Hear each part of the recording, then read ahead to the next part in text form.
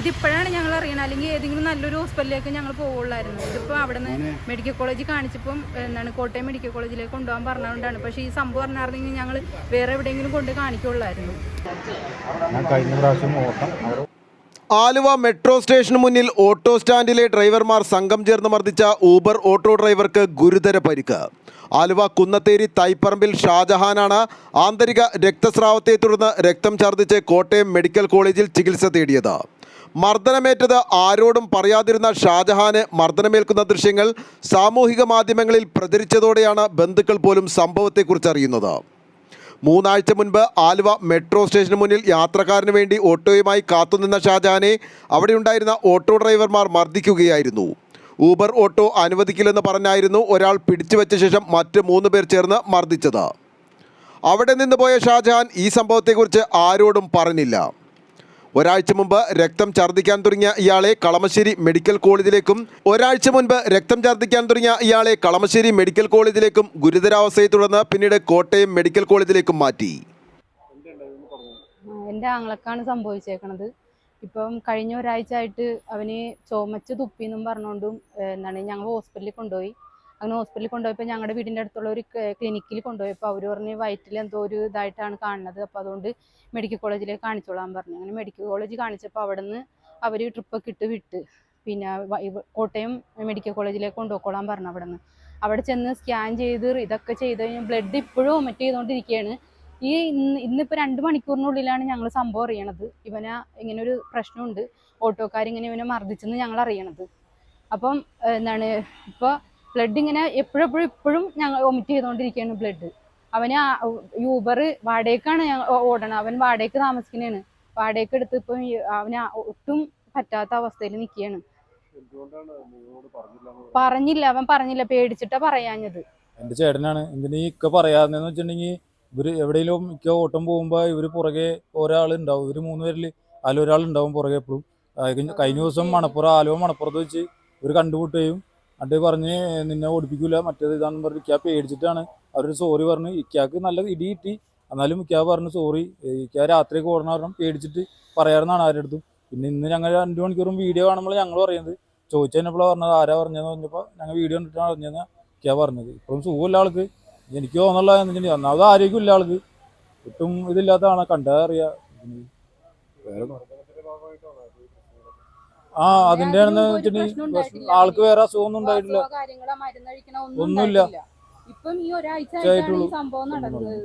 അതിനെങ്കിൽ ഞാൻ ചോദിക്കുകയും ചെയ്തിരിക്കാ വല്ല വീണ എവിടെ വെച്ചിട്ടുണ്ടെങ്കിൽ ഇല്ല അങ്ങനൊന്നും ഉണ്ടായിട്ടില്ല പേടിച്ചിട്ടാ പറയുന്നത്. ഇപ്പൊ ഞാനും ഒരു വണ്ടി ഓടിക്കുന്ന ആളാണ്, ഞാൻ വലിയ വണ്ടി ഓടിക്കാൻ വെച്ചിട്ടുണ്ടെങ്കിൽ എന്തെങ്കിലും എന്റെ പുറകെ ആരും വന്നാലോ പേടിച്ചിട്ടാണ് എൻ്റെ അടുത്തും പറയാറുന്നത് ആള്.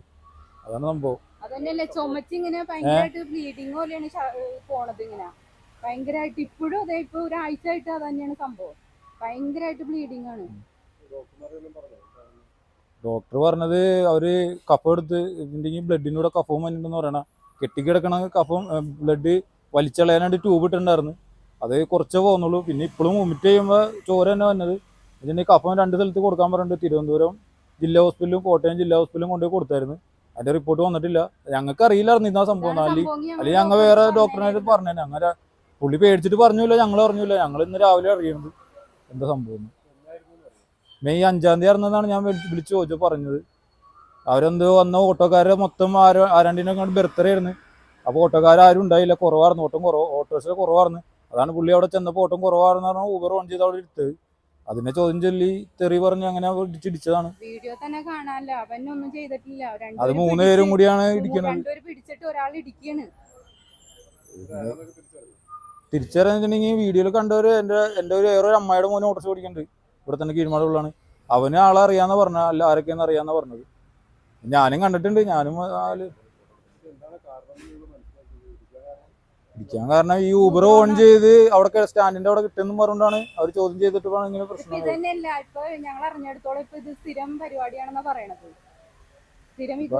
ഇപ്പൊ ആരും പേടിച്ചിട്ടാ പറയാതെ. ഇപ്പൊ ഇക്കാക്ക് ഇങ്ങനെ പറ്റിയ കാരണം, അത്രയും പരിക്ക് പറ്റിയ കാരണം അറിഞ്ഞ, അല്ലെങ്കിൽ ഇത് ആരും പിന്നെ അറിയൂല. ഞങ്ങളവർക്കും വേറെ എന്തെങ്കിലും അസുഖം പറഞ്ഞു ഞങ്ങൾ ട്രീറ്റ്മെന്റ് ചെയ്തിരുന്നു. ഇത് ഇന്ന് വീഡിയോ പുറത്തു വന്നപ്പോഴാണ് ഞങ്ങൾ പറയുന്നത്. ഞങ്ങള് എല്ലാരും വിളിച്ചോണ്ടിരിക്കുകയാണ്, ഇതെന്താ ഇത് ഇങ്ങനെ കണ്ടിട്ട് നിങ്ങളെന്താ അറിഞ്ഞില്ലേന്നും ചോദിച്ചുകൊണ്ട് അപ്പോഴേ ഈ വീഡിയോ കണ്ടപ്പോഴാണ് ഞങ്ങൾ സംഭവം അറിയണത്. ഞങ്ങൾക്ക് എന്തായാലും കേസിന് തന്നെ പോകാൻ സ്ട്രോങ് ആയിട്ടുള്ള കേസിനാണ് ഞങ്ങൾ പോകുള്ളൂ. വേറെ കോംപ്രമൈസ് ഒന്നുമില്ല. പരാതി കൊടുക്കുക. CA വരാന്ന് പറഞ്ഞിട്ടുണ്ട്. CA വന്നിട്ട് പരാതി കൊടുത്തോളാം. ഇപ്പൊ മൊഴി എടുത്തിട്ടുണ്ട്. CA വന്നിട്ട് CA എടുത്തുകൊണ്ട് പറഞ്ഞിട്ട് സ്ട്രോങ് ആക്കുള്ളൂ. ഇനി ആർക്കും ഈ അനുഭവം വരരുത്. എല്ലാവരും ജീവിക്കാൻ വേണ്ടി ഓട്ടോറിക്ഷ ഓടിക്കണം. അല്ലാണ്ട് ആര് കാശുള്ളവരൊന്നും ഓട്ടോറിക്ഷ ഓടിക്കുള്ളൂ. ഇവിടെ വാടകയ്ക്കാണ് താമസിക്കുന്നത്. ഇപ്പൊ വണ്ടി CC ആണ്. വാടകയും CCയും എല്ലാം കൂടി അവന് പറ്റാത്തൊരവസ്ഥയിലാണ്. ഇപ്പൊ ഹോസ്പിറ്റൽ കേസും എല്ലാം കൂടി അവന് പറ്റൂല. എന്തായാലും ഇങ്ങനെ ആർക്കും ഇങ്ങനെ ഒരു അനുഭവം ഉണ്ടാവരുത്. ഈ മെഡിക്കൽ കോളേജ് കളമശ്ശേരി മെഡിക്കൽ അസുഖമില്ല. അവനൊരു അസുഖമില്ല. ഒന്നിനും മരുന്ന് ഒരു സ്ഥിരമായിട്ട് ഒന്നും മരുന്നൊന്നും കഴിക്കുള്ള. ഓട്ടം കുറവായിരുന്നു. കൊച്ചിൻ്റെ എന്തൊരു ഫംഗ്ഷൻ നടത്താമെന്ന് പറഞ്ഞിട്ട് അവിടെ ഓട്ടോ ഓടുന്നതിൽ 2-3 പേര് നമ്മൾ കൂട്ടുകാരന്മാരുണ്ട്. അപ്പോൾ അവർ പറഞ്ഞ് ഇവിടെ ഇന്ന് വണ്ടികളൊക്കെ കുറവായിരിക്കില്ല, അവിടെ കൊണ്ട് കൈയിട്ട് ഉരുട്ടിക്കോ ഓട്ടോ ഒന്നും ആരും അറിയില്ല എന്ന് പറഞ്ഞു. അങ്ങനെ വന്ന് ഇതിലാണ് അവിടെ ഇട്ടെങ്കിൽ ഇപ്പോൾ അവിടെ ഇടാൻ പറ്റില്ല, ഇനി അപ്പുറത്തേക്ക് മാറ്റിയിരുന്നു എന്നപോലെ. ഇതെന്നെ ശരിക്കും നല്ലൊരു രീതിയിൽ എനിക്കൊരു നല്ല ഇവിടെ നല്ല പക്കിന് നല്ലൊരു ചവിട്ടും തന്നെ, നല്ലൊരു ചവിട്ടും തന്നെ. ആ ചവിട്ടുന്ന വീഡിയോസിലുണ്ട്. എന്തെങ്കിലും കണ്ടിട്ടുണ്ടോയെന്ന് എനിക്കറിയില്ല. എനിക്ക് നല്ലൊരു വേദന കിട്ടുന്നു.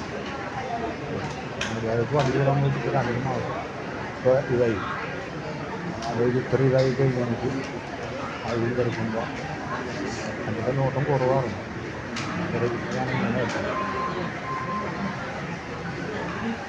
അതുകൊണ്ട് എങ്ങനെയാണെന്ന് നിങ്ങളൊക്കെ കഴിഞ്ഞാൽ ഷാജഹാനെ മർദ്ദിക്കുന്ന ദൃശ്യങ്ങൾ സാമൂഹിക മാധ്യമങ്ങളിൽ പ്രചരിച്ചതോടെയാണ് ബന്ധുക്കൾ വിവരമറിയുന്നത്.